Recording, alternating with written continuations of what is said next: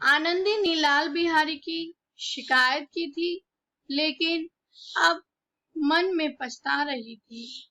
वह स्वभाव से ही दयालु थी। उसे इसका तनिक भी ध्यान न था कि बात इतनी बढ़ जाएगी।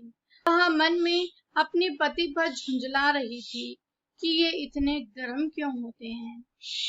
जब उसने लाल बिहारी को दरवाजे पर खड़े यह कहते सुना कि अब मैं जाता हूँ, मुझसे जो कुछ हुआ क्षमा करना, तो उसका रहा सहा क्रोध भी पानी हो गया। वह रोने लगी। मन का मैल धोने के लिए नयन जल से उपयुक्त और कोई वस्तु नहीं है। अब क्या हुआ, आनंदी तो स्वभाव से ही दयालु थी, तो अब वह इस बात पर पछता रही थी। उसको पछतावा हो रहा था कि लाल बिहारी की शिकायत करके उसने ठीक भी किया या नहीं किया, क्योंकि उसको तनिक भी ऐसा आभास नहीं था, ऐसा ध्यान नहीं था कि बात इतनी बढ़ जाएगी। अब वह अपने पति पर झुंझला रही थी कि वह इतने गर्म क्यों हो रहे हैं। उन्हें नहीं पता था कि इस बात से श्रीकंठ इतने नाराज हो जाएंगे कि वह ये फैसला करने, ये निश्चय कर लेंगे कि या तो लाल बिहारी घर पर रहेगा या मैं ही घर पर रहूंगा। तो जब उसने दरवाजे पर कहते सुना लाल बिहारी को कि अब मैं जाता हूँ, तो उससे कुछ मतलब उससे कुछ जो भी वो मन में उनके भी गुस्सा था वो सारा समाप्त हो गया और उसको उन्होंने क्षमा कर दिया, और जितना सारा क्रोध उनके मन में था आनंद के मन में भी वो भी समाप्त हो गया। श्रीकंठ को देखकर ने कहा, बाहर खड़े बहुत रो रहे हैं, तो मैं क्या करूं? भीतर बुला लो। मेरी जीभ में आग लगे, मैंने कहां से झगड़ा उठाया। मैं नहीं बुलाऊंगा, पछताओगे। उन्हें बहुत गलानी हो गई है, ऐसा ना हो कि वह चल दें। अब श्रीकंठ को आनंदी मना रही है कि लाल बाहर रो रहा है और आप क्या करो, उसे अंदर लेके आ जाओ, कहीं ऐसा ना हो कि वह यहाँ से चल दे। श्रीकंठ सिंह न उठे। अब वह अपनी बात पर अडिग था, वो तो उठा ही नहीं वहां से। इतने में लाल बिहारी ने फिर कहा, भाभी भैया से मेरा प्रणाम कह दो। वे मेरा मुंह नहीं देखना चाहते, इसलिए मैं अपना मुंह उन्हें न दिखाऊंगा। लाल बिहारी इतना कह लौट पड़ा और शीघ्रता से दरवाजे की ओर बढ़ा। अंत में आनंदी कमरे से निकली और उसका हाथ पकड़ लिया। लाल बिहारी ने पीछे मुड़कर देखा और आंखों में आंसू भरकर बोला, मुझे जाने दो। कहाँ जा रहे हो? अब आनंदी ने कहा, कहाँ जा रहे हो? जहां कोई मेरा मुंह ना देखे। मैं तुम लोगों के साथ रहने योग्य नहीं हूँ। तुम्हें मेरी सौगंध, अब एक पग भी आगे न बढ़ना। आनंदी ने कहा, तुम्हें मेरी सौगंध है, अब एक पग भी आगे न बढ़ना, जब तक मुझे यह ना मालूम हो जाए कि भैया का मन मेरी तरफ से साफ हो गया, तब तक मैं इस घर में कदापि न रहूंगा। अब लाल बिहारी ने क्या कहा कि जब तक मुझे यह ज्ञात ना हो जाए, जब तक मुझे यह पता ना चल जाए कि भैया ने मुझे माफ कर दिया है, तब तक मैं इस घर में कदापि न रहूंगा, मैं यहाँ कदम नहीं रखूंगा।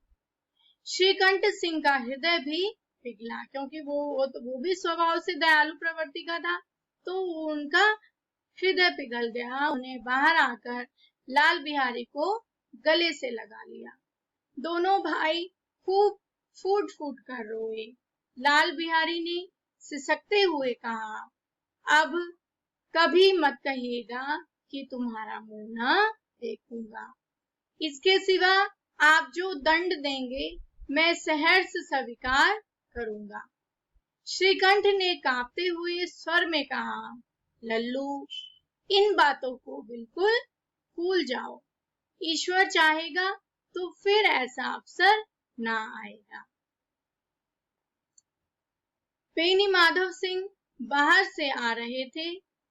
दोनों भाइयों को गले मिलते देखकर आनंद से पुलकित हो गए और बोल उठे, बड़े घर की बेटियां ऐसी ही होती हैं, बिगड़ता काम बना लेती हैं।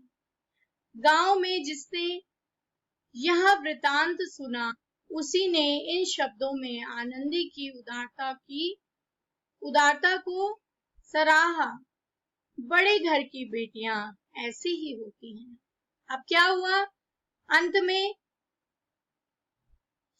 श्रीकंठ का भी मन पिघल गया। श्रीकंठ भी अपने भाई को, उसने माफ कर दिया अपने भाई को और उससे गले मिल गया। और लाल बिहारी ने क्या कहा, या तो आप मुझे मार लीजिए, डांट फटकार लीजिए, लेकिन आप कोई भी दंड दे दीजिए भैया, लेकिन कभी भी ये मत कहना कि आप मेरा मुंह नहीं देखना चाहते।